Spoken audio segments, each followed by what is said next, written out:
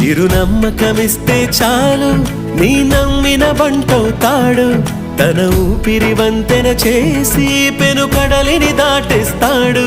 నీ తెల్లని మనసుకు చల్లని చూపుల దీవెనలిస్తాడు ఆంజనేయ